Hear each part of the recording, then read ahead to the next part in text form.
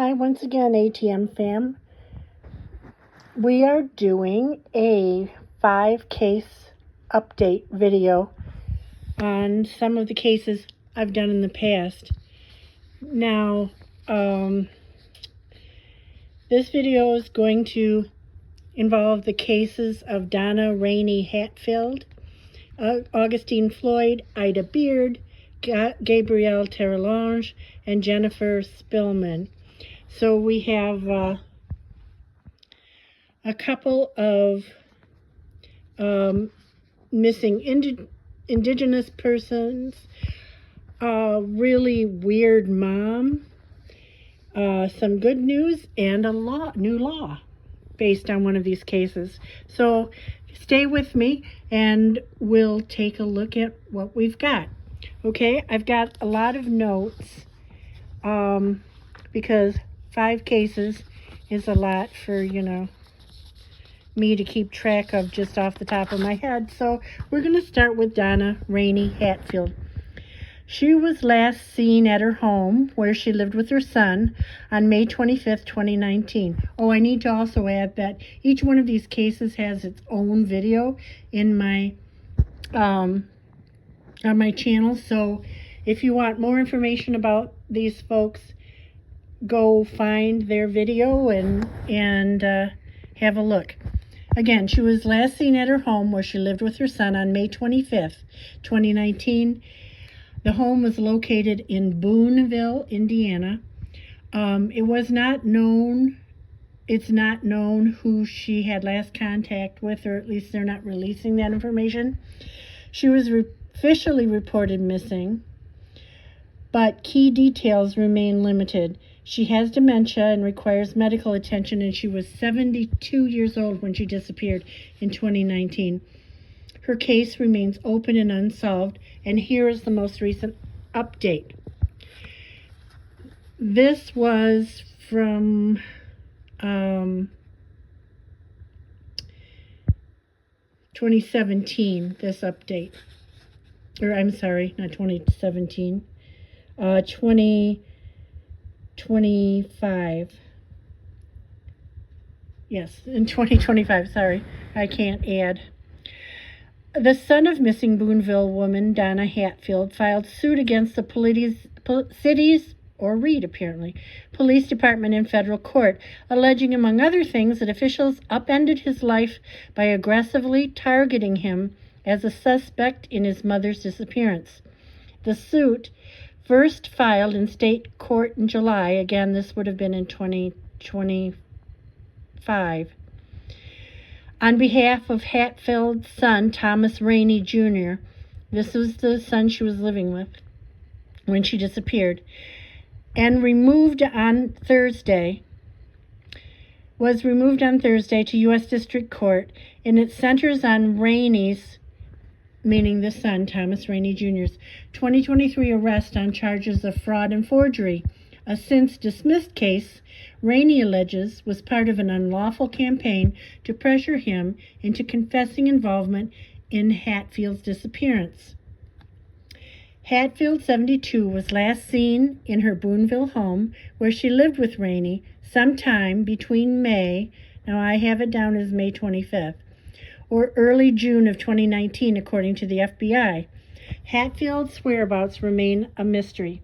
Rainey alleges that publicly, quote-unquote, tying him to his mother's disappearance, Boonville police had subjected him to, quote, intense humiliation and ostracization from the community, end quote. In the 6 years since Hatfield was reported missing on August 26, 2019, now look at the discrepancy. If she disappeared at the end of May, she wasn't reported missing until the end of August. Rainey has failed to escape the suspicions of his family and of police that he could have had something to do with her disappearance.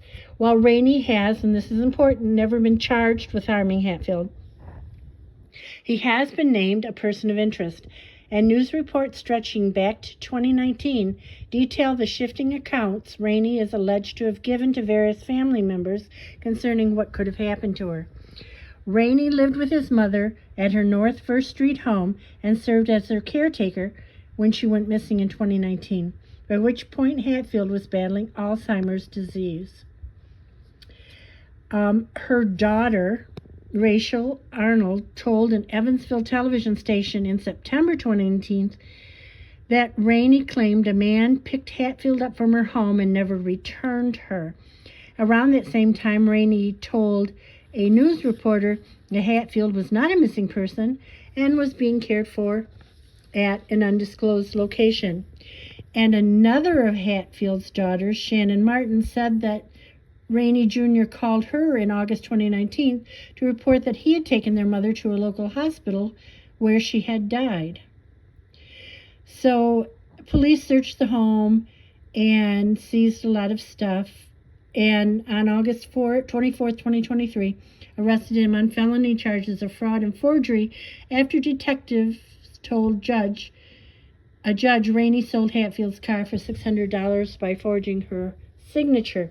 He claims that he had her power of attorney, so he had the right to sell the car. But anyway, Rainey is seeking unspecified compensatory damages for pain, suffering, and humiliation, and punitive damages against the officers. Once again, Donna Rainey Hatfield remains missing. There'll be folks to contact if you know anything about her disappearance in the description box below this video. Now we're going to go to Augustine Floyd. There wasn't much about him when he went missing, and the update isn't much either. He was last seen at a party after a T-Pain concert on October 13th, 2007 in Mount Pleasant, Michigan. Now he is an indigenous person from, I think, the Saginaw Chippewa tribe. He was reported missing after leaving his home on Sutton's Bay to go to Mount Pleasant to meet a young lady named Kendra. They had met on an online dating app. They attended a T-Pain concert together, and then he went to a party afterwards. I'm not sure if she was still with him or not at this point. He went missing after leaving the party. He was driving a 1995 Cadillac DeVille, which was black, with the trunk tied down with a bungee cord, and Michigan license plate AAN 4697. That's Adam Nancy 4697. He was 18 years old at the time he was last seen. The update is his disappearance remains active, and they just started putting out more recent calls for help. And the lack of details makes public awareness even more crucial. It's absolutely critical. If you know anything about this kid's disappearance, young man, on October 13th, 2007, from Mount Pleasant, Michigan, after attending a party at a private residence, the place you can call, the folks you can talk to, will be listed below in the description box. Now we're going to move on to Ida Hatfield. Oh my Lord, I have got to go back to bed and start over again or something. Anyway, Ida Beard, another indigenous person. She was last seen going for a walk on June 30th, 2015. In El Reno, Oklahoma. It doesn't know who she had last contact with or much about her disappearance. She was reported missing, raising concern as the circumstances remain unclear. Few details are available in her case. She was 29 years old at the time she disappeared in 2015. Her case remains open, and investigators have not publicly confirmed what led to her disappearance. The update here is very recent compared to her disappearance. This happened in 2021. 2 years after Oklahoma lawmakers passed a bipartisan legislation to address the crisis of missing and murdered Indigenous people, a state law enforcement entity has still not secured federal funding to carry out the new law. The Oklahoma State Bureau of Investigation, in following the law, has appointed an agent to tackle these cases, but the agency would be able to do more if it had dedicated funding from the state or federal government, a tribal advocate pointed out. I think the impact of not having federal funds is that they're probably just getting by, said Lorenda Morgan, who helped write Ida's law. The statute is named after her cousin, Ida Beard, a mother of 4 from El Reno and a member of the Cheyenne and Arapaho tribes who's been missing since 2015. The OSBI estimates there are at least 500 cases of missing or murdered Indigenous people in Oklahoma, according to a database the agency helped compile following the passage of Ida's law. Governor Kevin Stitt in 2021 signed the legislation into law, which directed OSBI to secure funding from the U.S. Department of Justice to create a local Office of Liaison for Missing and Murdered Indigenous Persons. Morgan, a government affairs officer for the Cheyenne and Arapaho tribes, who has spent the past 2 years advocating for greater federal funding opportunities for the OSBI, said state lawmakers should also appropriate dedicated funding for the agency to fully implement Ida's law. Ida's law was intended to improve coordination between law enforcement entities working on cases involving missing or murdered Indigenous people in Oklahoma, while also assigning a point person to work closely with the family members of victims. Indigenous people face higher rates of violence than white people.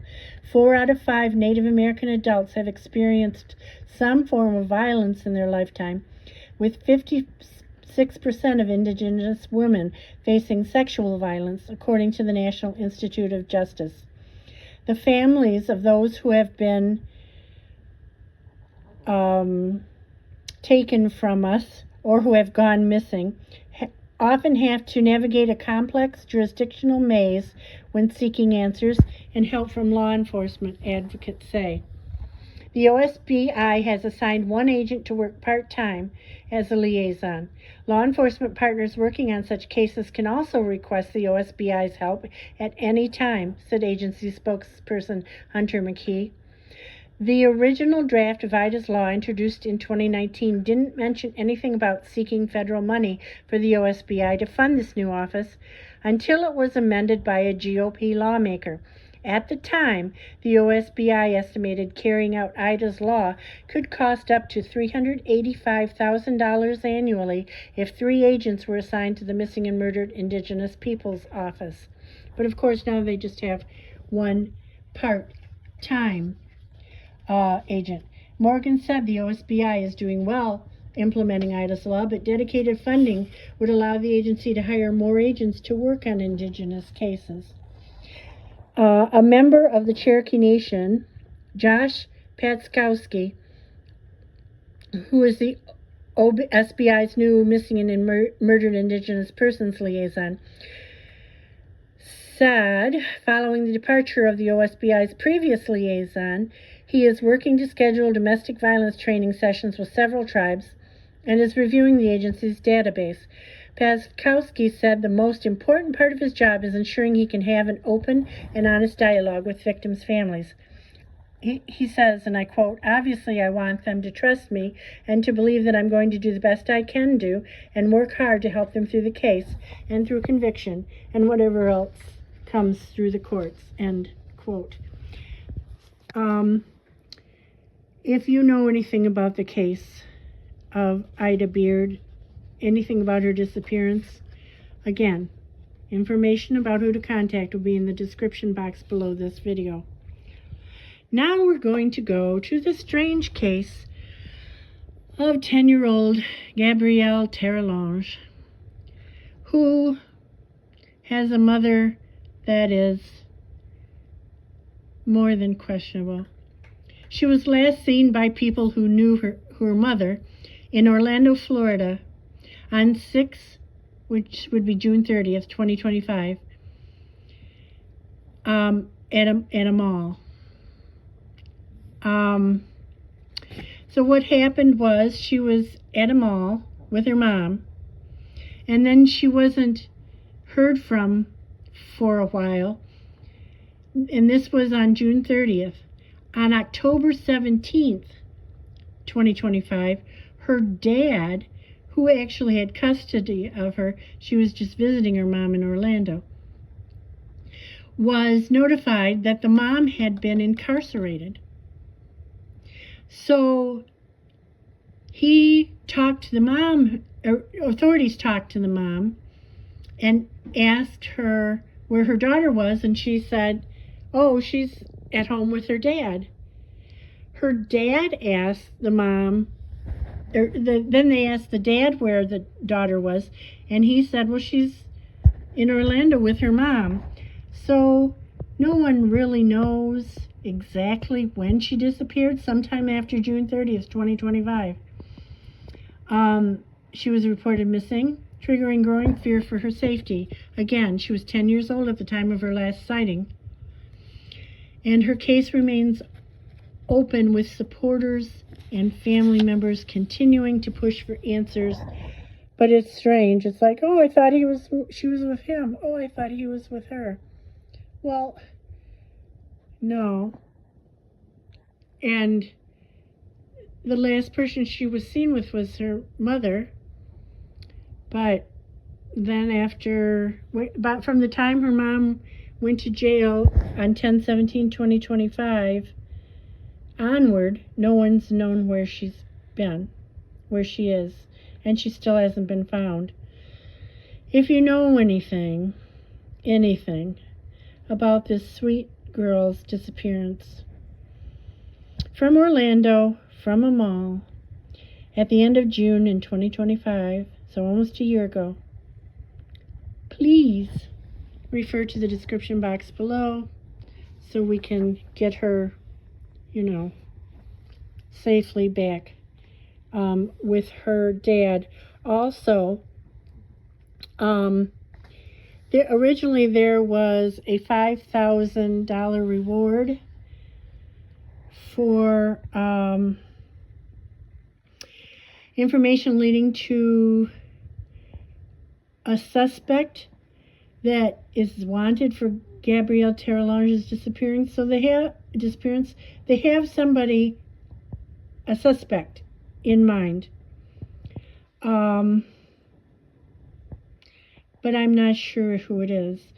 Gabrielle was last seen in the Central Florida area with Davis, that's her mother, Pasha Davis, on June 30th, according to authorities. The two traveled on a Greyhound bus that arrived at the Florida Mall late that evening. However, her mother was arrested on October 17th for giving a false ID and resisting arrest. And after that, and said that when she asked about the whereabouts, that the girl should be with her father. What we don't know is, it's not known if Gabrielle was with another adult at this time. Gabrielle is described as being outgoing and very vibrant, but also shy. Her father said she was last seen wearing long pants and white Crocs. She had just turned 10 on June 25th, so she's not 11 yet. But 5 days before her last sighting, she had just turned 10. According to investigators, the family frequently traveled between South and Central Florida, often visiting Orlando and other parts of Orange County. And the search for the 10-year-old has expanded to Osceola County. Gabrielle was last seen in Hollywood, Florida, but Terrelonge said he's from Orlando. The family used to live in St. Cloud and Celebration. So she doesn't have anywhere to go, her father reported recently, so he isn't sure where she would have gone, if she wandered off on her own. So anyway, let's please find her safe and bring her home.